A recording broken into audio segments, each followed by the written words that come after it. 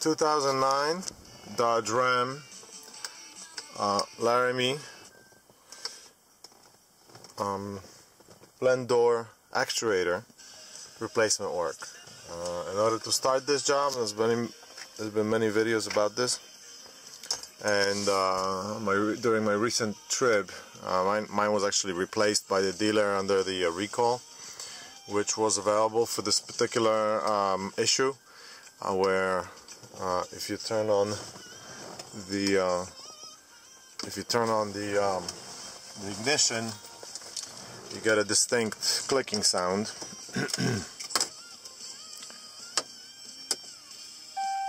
Which sounds something like this.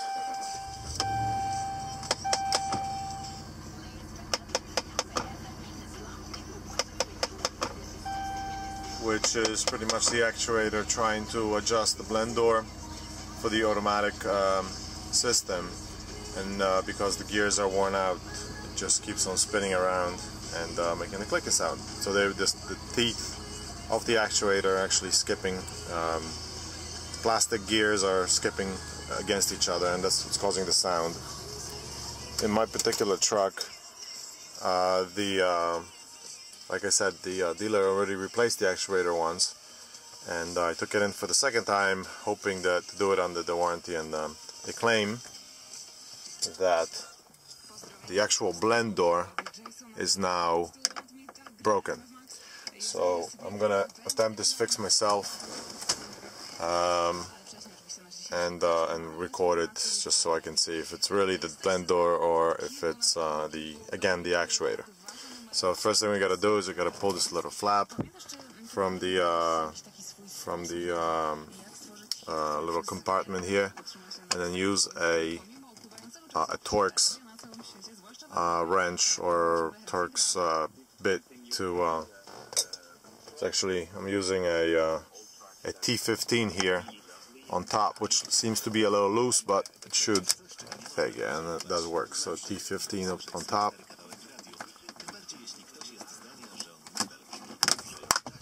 Oops. I actually went ahead and pre-removed this little piece, which it just kind of pulls out.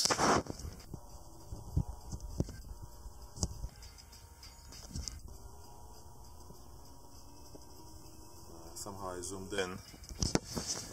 So I pulled out this little piece, which just kind of snaps. That goes underneath the cup holder piece.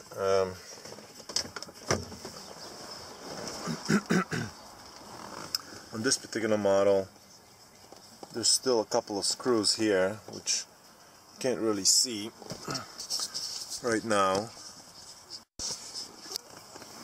So these little screws here are actually 7mm sockets.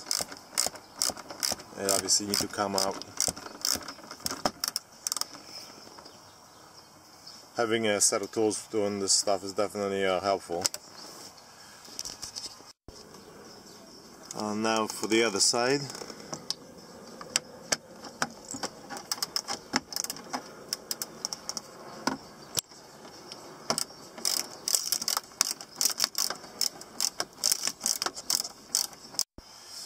Okay, so the next thing you gotta do is remove the bezel around the power outlet, which can be accomplished with a small flathead screwdriver. Just be careful not to damage the surround, the chrome surround. You pretty much just there's a couple of snaps, 1, 2, and 3. So all you gotta do is just kind of get your screwdriver in there and gently pry it all the way around, and this thing will pop out fairly easy. Like I said, just take your time. You don't want to scratch everything up while doing it.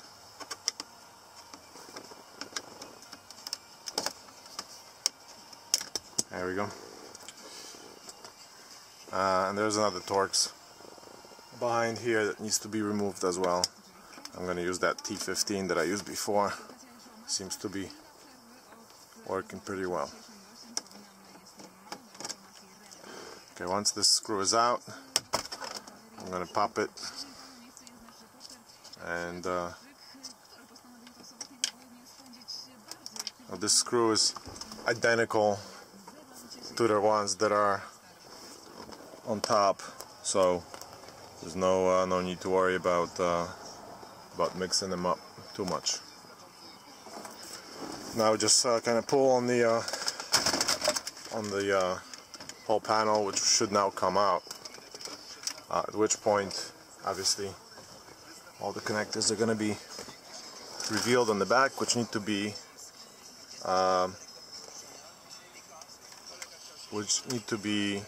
removed, and they are removed by just releasing the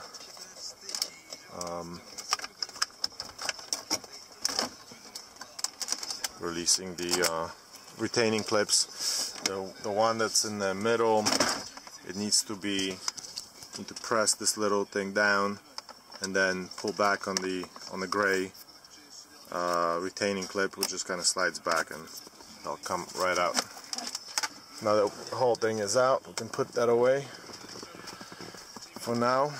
Now we got to remove the whole cup holder assembly, which we already removed the 2 bottom screws. There's a couple of more 7mm heads on top that need to come out.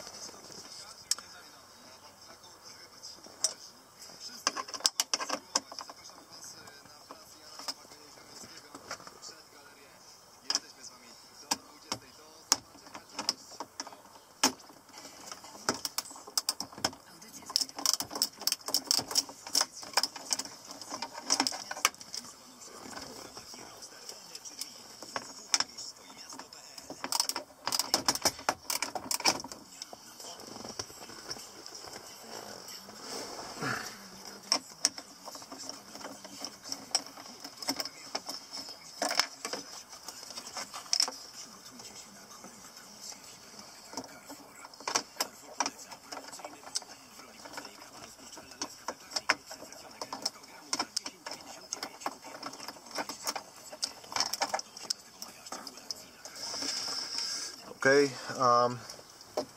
and the last 2 screws are going to be these that kind of hold, that sandwich these side panels with the electrical connectors, and that should release the entire cup holder assembly, which technically is held in place with 6 screws in different spots.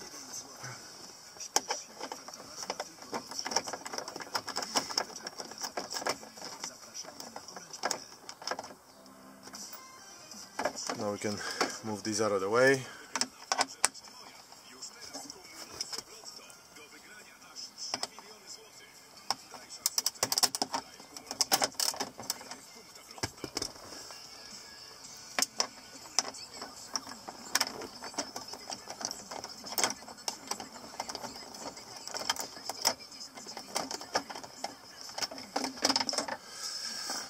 Okay, so now it seems like we should be in business as far as removing this. There's like one little tiny connector here on top, I guess for the light,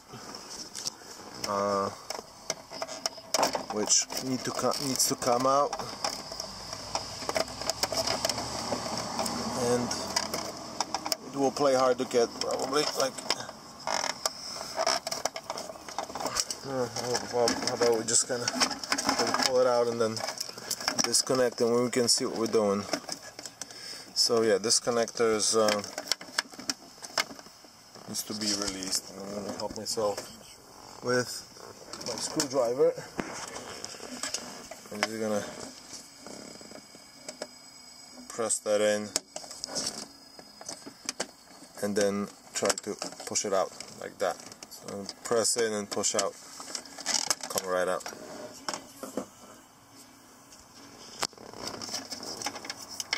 So it looks like our cup holder assembly is now entirely loose.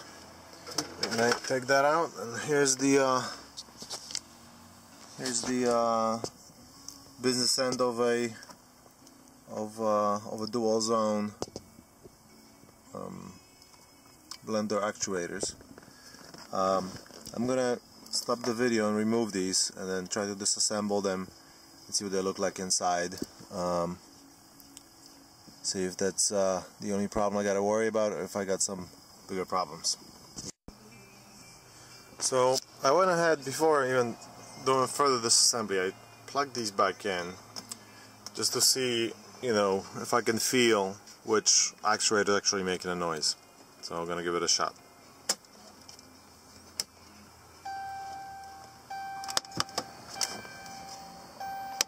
Yep, that's this guy right here. Right, and just kind of like, I don't know if you can see that, but well, it stopped turning now, but it pretty much turns clockwise and then stops and then goes back.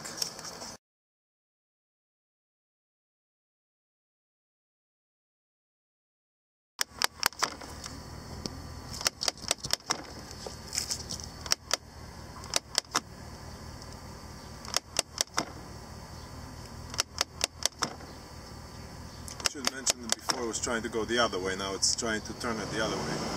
And it actually took maybe a couple of minutes before, while this thing is settled, for the blower to actually start blowing. So the system is looking at is checking the actuator to make sure that it's adjusted properly before it actually starts operating the system fully. I guess in some kind of a fault mode. So anyway, I'm going to take that apart and then see how it looks like. So in order to remove these, pretty much use Phillips screwdriver. These are screws just screw into the plastic. So obviously I take care of putting them back in. They can't be over tightened.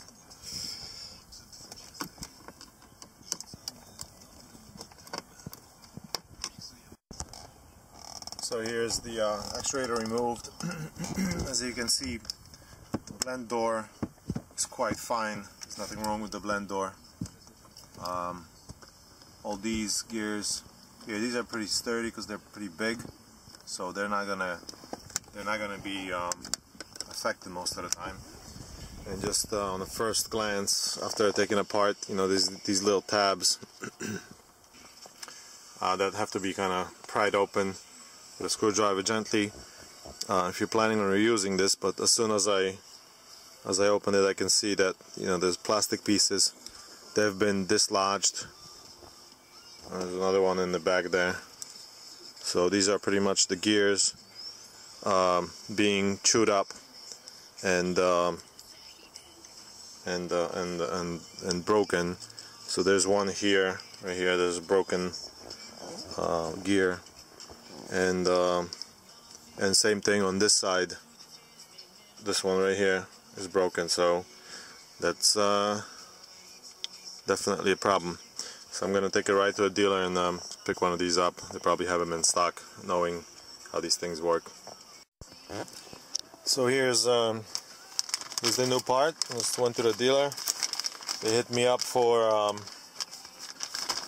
$39, which I had to negotiate because they wanted to charge me more, close to $50.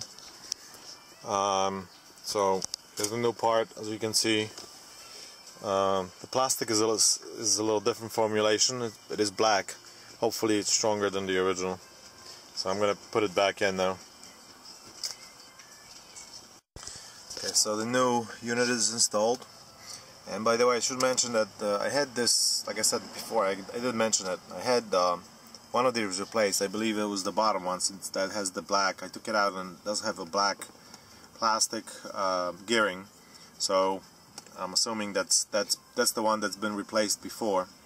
This is the one that was probably failed as a secondary. And apparently there are 5 of these in this truck. So I'm hoping that the remaining ones, which are not really visible here, they're somewhere else, are not going to be a problem soon. So, but if they are, I will definitely make another video and show how to replace those as well. So, a moment of truth now.